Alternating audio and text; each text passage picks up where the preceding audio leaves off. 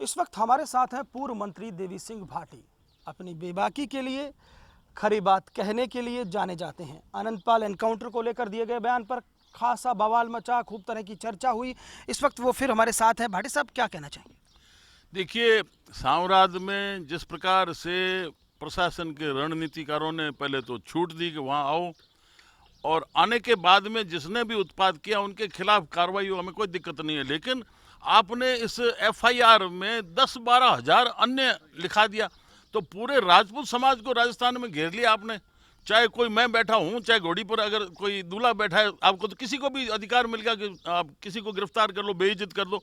इस प्रकार की ये सरकार की जो प्रशासन की रणनीति है, ये हम एक दिन भी नहीं चलने देंगे। राजपूत समाज के ये नहीं है कि मुंह में आपने उंगली घुमा ली और उसके दांत नहीं है। क्या करेंगे आप?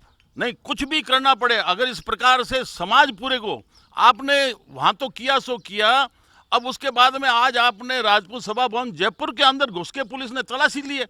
आप अपने जिस प्रकार की रणनीति रखते हो, इससे बिना कारण आप राजपूत समाज को छेड़ रहे हो, ये बिल्कुल नहीं चलेगा।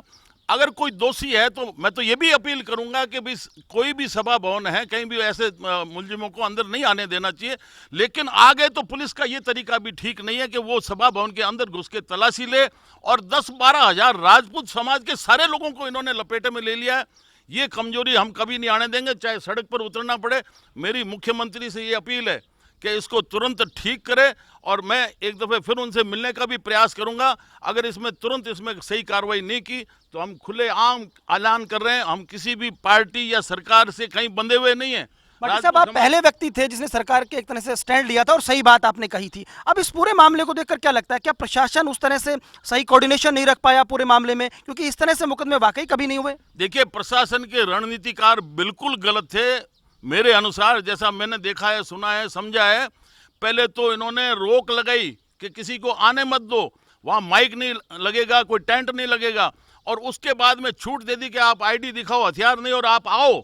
अरे, आपको देखना तो चाहिए था कि ये नियंत्रण में आ सकते हैं क्या? पहले भीड़ इकट्ठी होने दी और उसके बाद में अब गोलियां चलती है। ये किसके ऊपर हुआ है? ऐसी रणनीति के कारण हुआ है। अगर किसी ने गलती की है उसके खिलाफ कार्रवाई हो, लेकिन निर्दोष लोगों के अगर एक के भी हाथ लगा लिया तो मैं छोड़ूंगा नहीं। मुझे जानकारी मिली है कि भाजपा के कुछ बड़े नेता टच में है, संगठन स्तर पर भी बात हो रही है। तो आपको लगता है, क्योंकि आपकी बात सुनी जाती है, तो क्या लगता है कि मुख्यमंत्री इस पूरे मामले पर गंभीरता से और सकारात्मक कोई कदम उठाएंगी? मैंने बात ये संगठन से लेके और सरकार के प्रतिनिधियों तक सारी बात मैंने पहुंचा दी है। ये सीएम तक भी बात पहुंच गई है। इसीलिए मैं सीधा जो लीडरशिप है वो मुख्यमंत्री के हाथ में, मैं उनसे अपील करता हूं कि इसको तुरंत ठीक करे, वरना इस प्रकार की अगर कार्रवाई हुई तो पूरा समाज सड़कों पर आ जाएगा।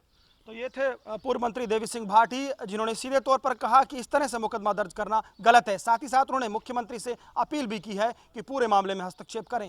कैमरा पर्सन गुलाम रसूल के साथ लक्ष्मण राघव, जी मीडिया, बीकानेर।